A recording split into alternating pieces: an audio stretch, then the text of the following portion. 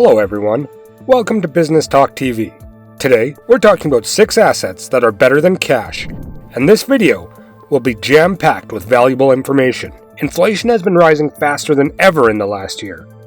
In 2022, the rate of inflation was 6.5%. If you had $100,000 at the start of the year, the real value of that $100,000 is now only $93.5 thousand. You lost a total of $6,500 by simply leaving your money in your bank account. That is why wealthy people rarely keep cash and instead invest in assets that appreciate over time. House prices, for example, may have fallen slightly, but they have risen significantly since the beginning of 2020. But real estate isn't your only option for storing your money. There are many other places where wealthy people store their wealth in order to grow it, even when inflation is double digits. So here are 6 assets that are always better than cash. These are not the only assets that are better than cash, but these are my favorite. We'll discuss the others in another video, so let's dive in. Number 1. Dividend stocks. What is the ultimate goal of any company? To earn money. Whether you like it or not, if a company isn't producing cash, it's not sustainable, even if it has a $100 billion market cap. We can place as much value on companies as we want, but how will they benefit their shareholders if they aren't profitable?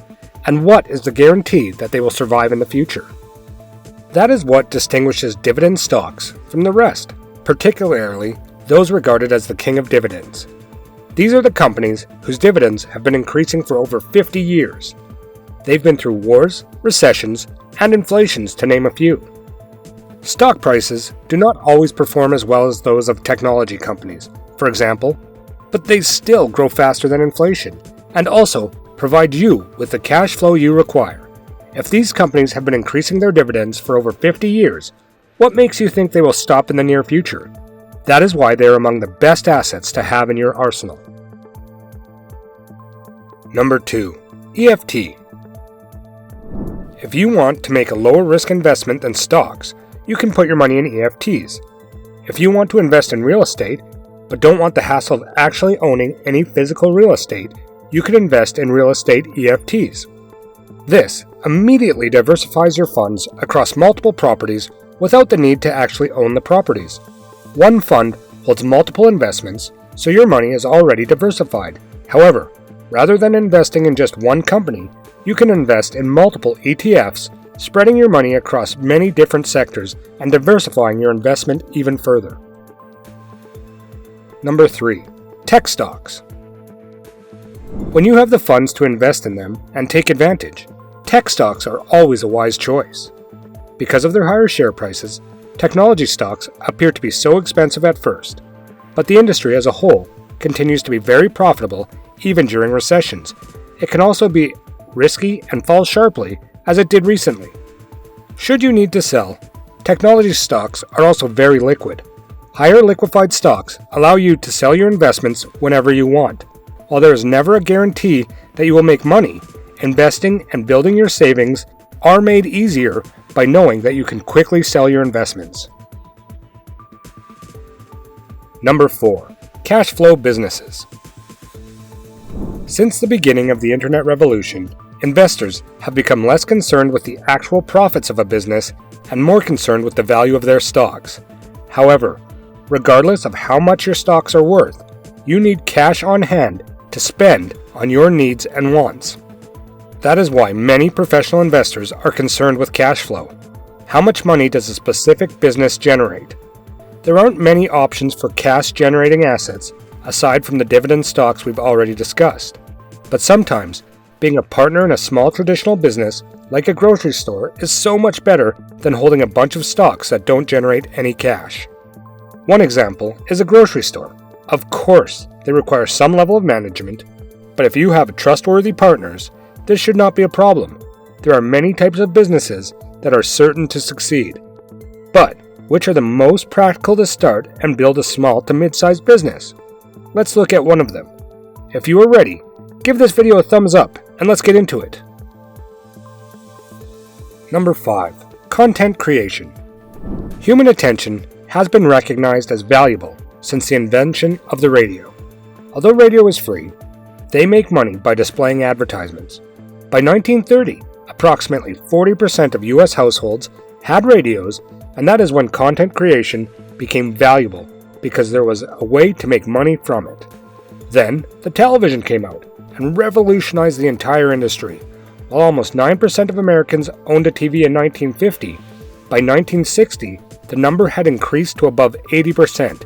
We all grew up watching TV, but it wasn't easy to create content for TV to attract an audience because the initial investment was high.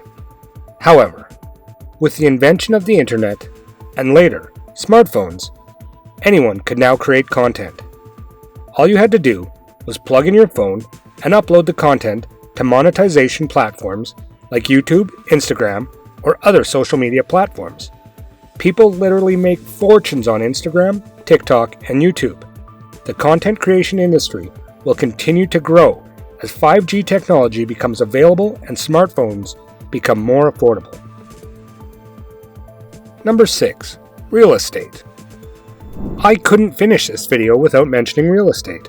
The real estate market is so old, and it's difficult to invent anything new in it. But the same thing keeps it stable. It always outperforms inflation over the long run. Before the 1920s, reliable data on the value of real estate in the US was relatively cloudy. According to the Case-Shiller Housing Index, which measures the average annualized rate of return for housing, between 1928 and 2013, there was an increase of 3.7%. Adjusted for inflation, the rate of appreciation over the same time period has been 1.9% on the Dow Jones Industrial Average. Of course, it's not as great as the stock market, but as we previously discussed, real estate is not just about price appreciation, it's also about cash flow and a place to live. The value that it provides in total is far greater than price appreciation, but even if we only look at price appreciation, we have enough data to prove that it has consistently outperformed inflation since 1920. Some may argue that this time is different. Inflation is extremely high, but it was twice as high in the 1980s at 13.5%. It is normal when we have periods of inflation that is higher than normal because it is lower than normal at other times. Between 2013 and 2016, it was around 1.5%. What can make things even better is if you have a mortgage on your house, especially if you have a low interest rate because price appreciation over time beats inflation. At the same time, the cash flow that it generates will pay off the debt.